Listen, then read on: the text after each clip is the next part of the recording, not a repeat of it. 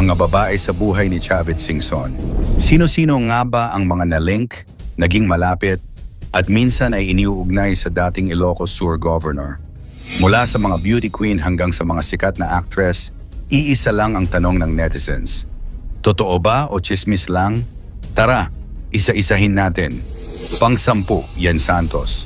Matagal nang pinag-uusapan ang tungkol sa pagkakalink ni Chavit Singson kay Yen Santos. Kahit noong kasagsagan ng issue nila ni Paulo Contis, madalas pa ring mabanggit ang pangalan ni Chavit. Ayon sa ilan, ay namamagitan umano sa kanila. Pero sa vlog ni Yen, nilinaw niyang magkaibigan lang sila at family friend daw ang turingan nila. Ngunit nang tanungin si Chavit kung may relasyon sila, no comment lang ang sagot niya. Kaya lalong lumakas ang hinala ng netizens. Pang-siyam, Jillian Ward. Kamakailan lang muling kumalat ang intriga tungkol sa di umano'y sugar daddy ni Jillian Ward at si Chavit daw umano ito. Ayon sa mga netizens, imposible raw ang lifestyle ni Jillian kung sariling pera lang niya.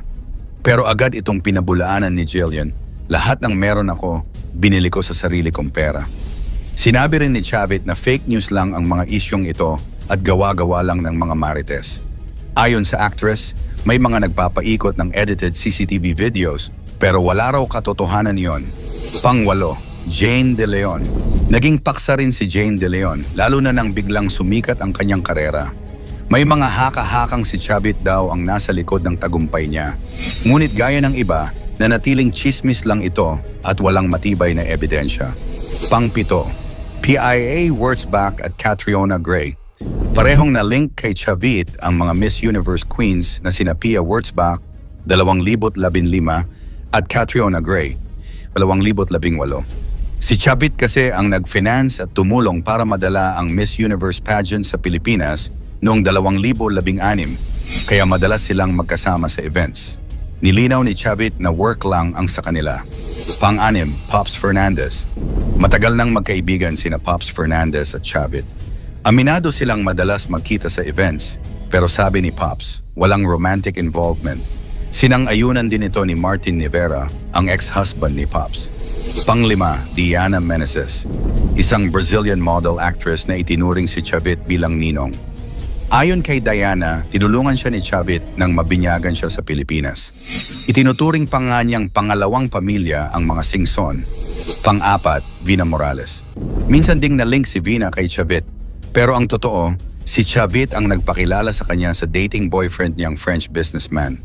Sabi ni Vina, magkaibigan lang talaga sila at malaki ang utang na loob niya sa tulong ni Chavit. Pangatlo, Josephine Pintor.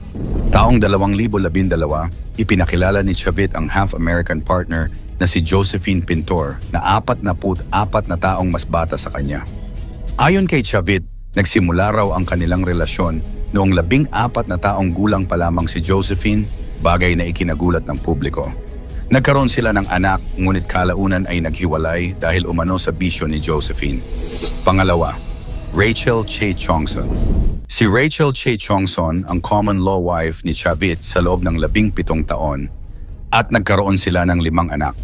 Natapos ang relasyon matapos ang mga isyong pisikal na pang-aabuso, ngunit kalaunan ay nagkasundo rin para sa kapakanan ng kanilang mga anak. At ang number 1, Evelyn Verzosa Singson. Ang nag-iisang legal wife ni Chavit, si Evelyn Singson, na pinakasalan niya noong 1962. Nagkaroon sila ng 7 anak, pero kalaunan ay naghiwalay rin. Pumanaw si Evelyn noong 2016. Marami pang hindi na isama dito, pero alin sa mga babaeng ito ang pinaka naging controversial para sa inyo? Tingin niyo ba may totoo sa ilan o puro chismis lang? Jillian Ward, isa sa mga babae ni Chavit Singson? Ito ang tanong na ilang linggo nang umiikot sa social media. May sports car daw, may sponsor daw, at may connection umano kay dating Ilocos Sur Governor Chavit Singson? Pero totoo nga ba? O isa na namang kwento ng fake news na gustong sirain ang isang dalagang babae na matagal nang nagtatrabaho para sa pangarap? Alamin natin ang buong kwento. Sa isang interview, hindi na napigilan ni Jillian Ward ang kanyang emosyon. Habang nanginginig ang boses, sinabi niya, "Everything I have, everything I own, everything I post, I bought it with my own money. My mom would never do that to me." Ayon sa actress, sobra na ang mga akusasyon. hindi lang siya ang nasasaktan, kundi maging ang kanyang tahimik na ina na matagal nang nasa likod ng kanyang tagumpay. Nananahimik ang nanay ko pero dinadamay siya. Hindi po totoo yung mga sinasabi nila isa sa mga pinag-ugatan ng intriga.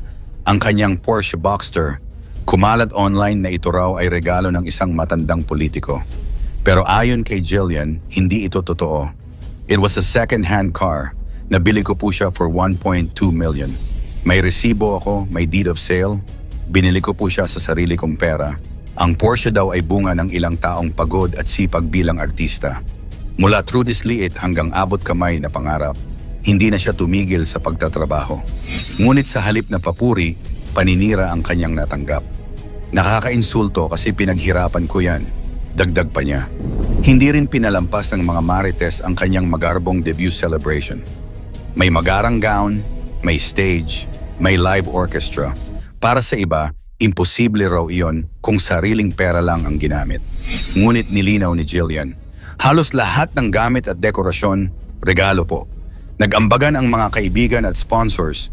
Hindi po yung tipo ng sponsor na iniisip nila. Lahat legal, lahat totoo. Ang debut daw ay celebration ng kanyang hard work, hindi produkto ng kababalaghan o koneksyon.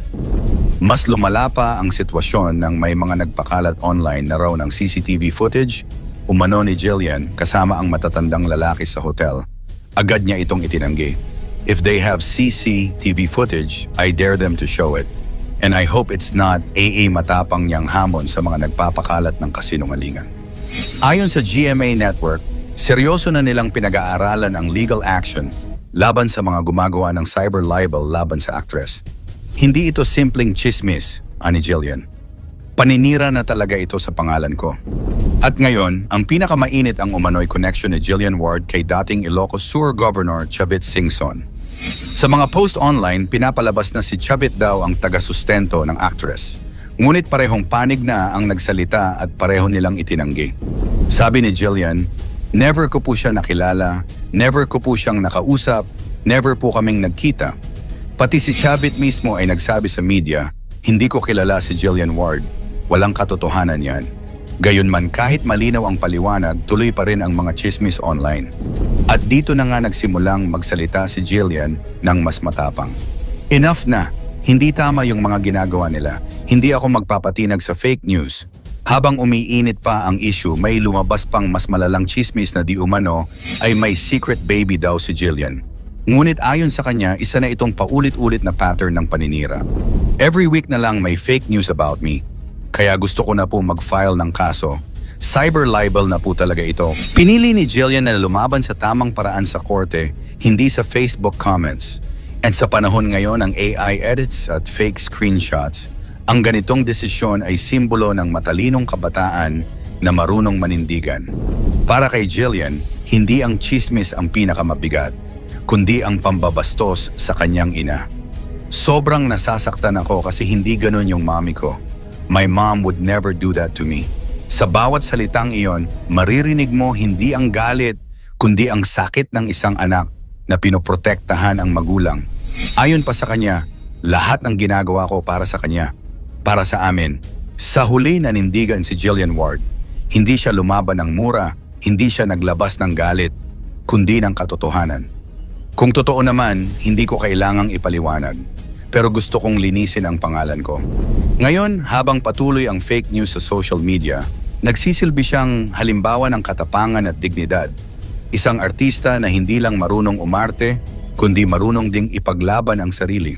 Ikaw ano ang masasabi mo sa isyong ito? May katotohanan ng aba o wala? Ay komento mo naman ito sa ibaba. Paki-like ang ating video, i-share mo na rin sa iba. Salamat at God bless.